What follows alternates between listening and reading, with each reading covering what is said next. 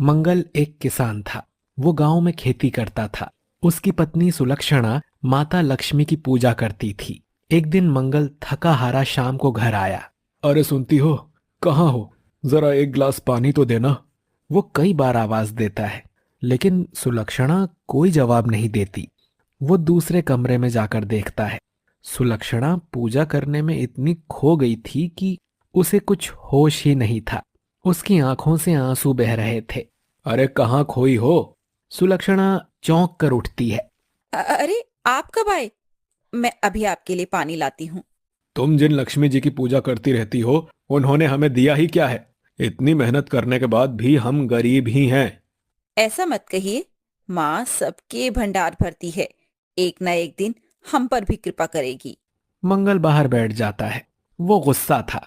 उसकी पत्नी हमेशा लक्ष्मी जी की तारीफ करती रहती थी। इसी तरह समय बीत रहा था। एक दिन मंगल घर आया और बोला, सुलक्षणा, हमारी फसल तैयार हो गई है। एक दो दिन में फसल काट कर मंडी में बेच आऊंगा। इस बार अच्छी फसल हुई है। लगता है पूरा साल आराम से कट जाएगा। आप मानो या ना मानो, ये सब माँ लक्ष्मी की कृपा के कारण ही हुआ है। दोनों ऐसे ही बातें करते करते रात को सो जाते हैं। आधी रात को बहुत तेज बारिश शुरू हो जाती है। सुबह जब मंगल उठता है तो देखता है कि चारों ओर पानी ही पानी है। वो दौड़कर खेत पर जाता है। वो जाकर देखता है कि उसकी सारी फसल बर्बाद हो चुकी थी। घर आकर मंगल बहुत गुस्सा हो जाता है। तुम्हें पता है तुम्हारी माँ लक्ष्मी ने सारी फसल बर्बाद कर दी। एक भी दाना नहीं बचा। पूरे 6 महीने की मेहनत पर पानी फिर गया। सुलक्षणा कुछ नहीं बोलती। वो चुपचाप अपने काम में लग जाती है। अगले दिन मंगल अपने खेत में जाकर काम करने लगता है। पीछे से सुलक्षणा माँ के सामने बैठकर रोने लगती है। माँ, ये सब क्या कर दिया? जितना मैं अपने पति के मन में आपके प्रति भक्ति जगाना चाहती हूँ, उतना ही वे आपसे दूर होते जा रहे हैं। माँ, हम पर कृपा करो। उस दिन से सुलक्षणा मंगल के आने से पहले ही पूजा कर लिया करती थी, जिससे वो गुस्सा ना हो। शाम को जब मंगल घर आया, आज खेत में साफ सफाई करके आया हूं। अब कुछ दिन में पानी सूख जाएगा, तब नई फसल के लिए बीज बोने हैं। साहूकार से कर्ज लेना पड़ेगा। सुलक्षणा कुछ नहीं बोली। उसे पता था कि उसके कुछ बोलते ही लड़ाई शुरू हो जाएगी, क्योंकि मंगल का सारा गुस्सा माता लक्ष्मी जी पर ही निकलने वाला था। अगले दिन से मंगल घर पर ही रहने लगा। खेत पर कोई काम नहीं था। वो पानी के सूखने का इंतजार कर रहा था। तभी दोपहर को एक साधु और उनकी पत्नी मंगल के घर आए।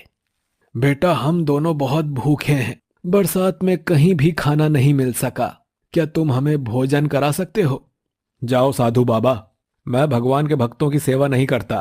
कहीं और जाकर खाना मांगो। ये सुनकर दोनों चल देते हैं। तभी सुलक्षणा बाहर आती है। रुको बाबा, ये आजकल गुस्से में रहते हैं। हमारी फसल बरसात में खराब हो गई है। आप बैठो, मैं आपके लिए खाना परोसती हूँ। नहीं बेटी, जब तक कोई हमें प्रेम से खाना नहीं खिलाता, हम नहीं खाते। बाबा, मुझे माफ कर दीजिए। मैं अपनी ही उलझन में परेशान था। वैसे भी एक किसान के घर से कोई भूखा जाए, ये नहीं होना चाहिए। आप बैठिए और भोजन ग्रहण कीजिए। दोनों बैठ जाते हैं। कुछ ही देर में सुलक्षणा खाना परोस कर ले आती है। साधु और साध्वी दोनों खाना खाने लगते हैं। बेटा, भगवान पर भरोसा रखना चाहिए। वे सब ठीक कर देंगे। भगवान जो भी करते हैं अच्छे के लिए करते हैं। बाबा, मेरी पूरी फसल खराब हो गई। दूसरी फसल 6 महीने बाद तैयार होगी। इसमें क्या अच्छा है बाबा? सब्र कर बेटा, सब ठीक हो जाएगा।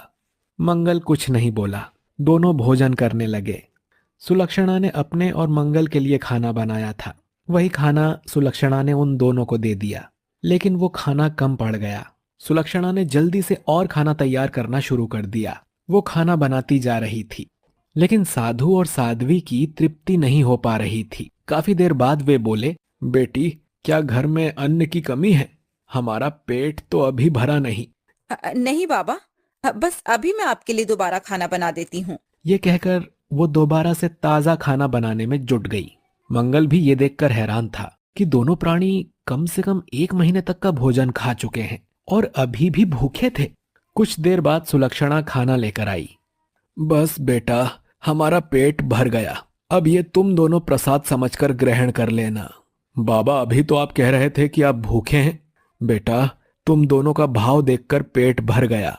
कुछ ही देर में दोनों भगवान विष्णु और माता लक्ष्मी के रूप में प्रकट हो गए। उन्हें देखकर मंगल और सुलक्षणा उनके चरणों में गिर गए। अगर तुम हमें भोजन नहीं कराते तो अपने भाग्य को बिगाड़ लेते। इतने परेशान होते हुए भी तुमने हमें भोजन कराया। तुम पर सदा कृपा बनी रहेगी। ये कहकर दोनों अंतर्ध्यान हो जाते हैं। सुलक्षणा अंदर के कमरे में जाकर देखती है, वहां सोने चांदी के ढेर लगे हुए थे। देखी मेरी माँ की कृपा, खुद दर्शन देने चली आई। मंगल की आंखों से आंसू बह रहे थे। वो कुछ बोल नहीं पाया। उस दिन से दोनों पति पत्नी भगवान विष्णु और माता लक्ष्मी जी की भक्ति करने लगे। नारायण नारायण।